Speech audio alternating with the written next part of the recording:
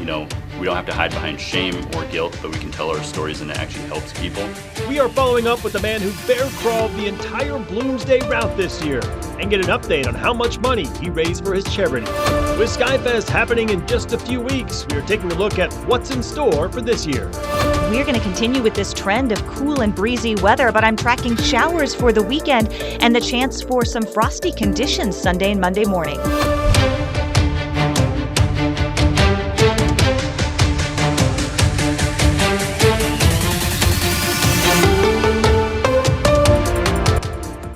Good evening and thank you for joining us for KREM 2 News at 5 tonight. I'm Mark Hanrahan. First up, the driver of the car that crashed on Airport Drive last week has been charged with vehicular homicide and vehicular assault. That crash killed one person, injured 3 more. Authorities say it appears alcohol was a contributing factor in the crash. Today, the driver, 22-year-old Salam Batlock, was arrested at his home and booked into the Spokane County Jail. Spokane Valley deputies asking for the public's help tonight in finding 2 preteens. The 2 12-year-olds, Celine Emer and Brooklyn Wood, were reported missing by their parents earlier today. Deputies say they could be traveling together on bikes heading to Rathdrum.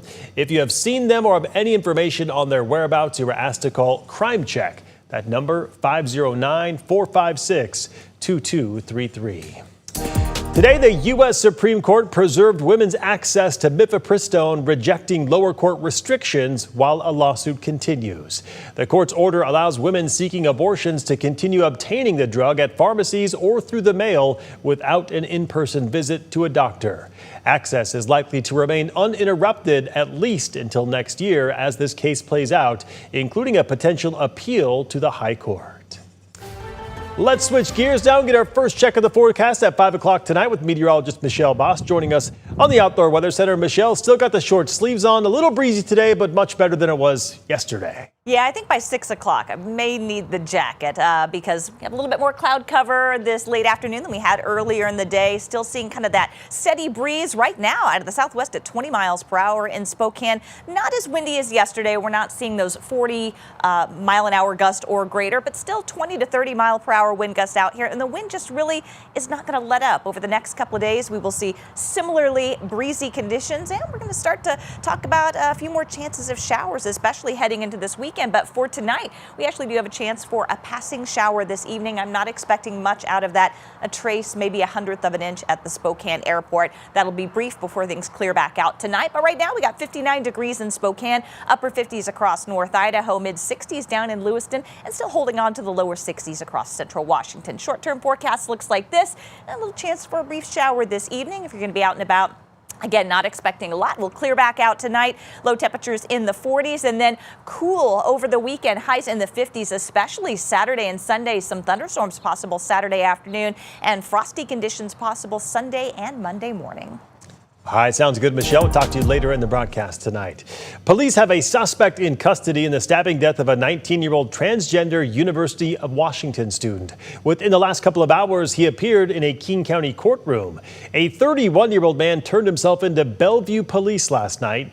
Investigators released surveillance photos of the suspect yesterday, and the tips started pouring in. Police say the suspect stabbed the student 40 times.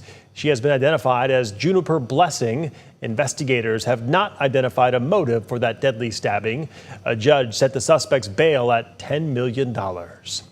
Today, the Wenatchee Police Department said it closed a 40-year-old homicide investigation thanks to genetic genealogy and the help of law enforcement across the country and Canada. Carol Trikoff was found dead behind the Stanley Center on North Wenatchee Avenue back in May of 1986. At the time, no suspect was positively identified. After a series of DNA testing beginning in 2023, Washington State Patrol's crime lab reported in 2025 the DNA comparison led to Henry Leland of Kamloops, British Columbia. Leland, now the main suspect, died in 2007, so WPD tracked down his only known living relative whose DNA sample, they said, further confirmed that Leland was the killer. WPD says there is no evidence of another suspect, and it's believed that Trikoff and Leland were alone at the time of the murder.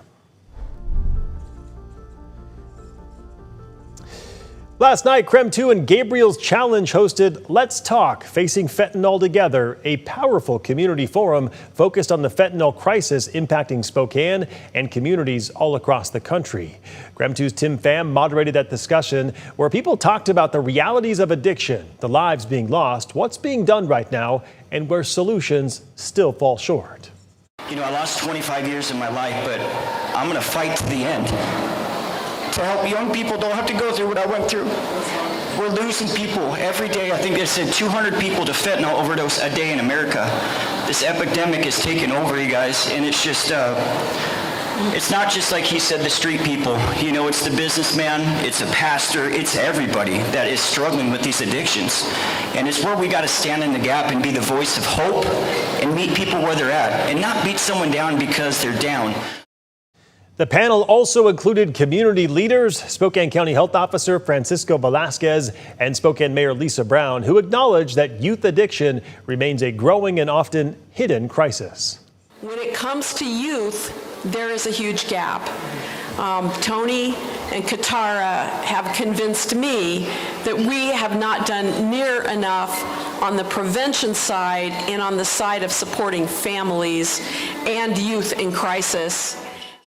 Mayor Brown says the city's next investment of opioid settlement dollars will focus on youth prevention and treatment programs.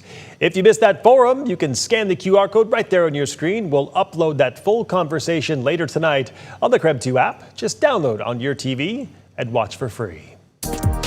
Well, earlier this evening, there was a groundbreaking ceremony for Adams Elementary up here on the South Hill. And if you've passed Adams recently, you've seen it's been demolished. Well, it's now time for crews to start working on the new building. The money for the new school coming from Spokane Public Schools bond that voters recently approved. So this is a workhorse, and it always has been. It will continue to be for quite a few more decades to come. There's a lot to look forward to at this year's Sky Fest, from historic warplanes to a special D-Day demonstration. We have a breakdown of what you should expect this year. And later on, one of the slowest Bloomsday finishes on record, probably the slowest really, making a big difference. How a man bear crawled the entire course to raise money and awareness for addiction recovery.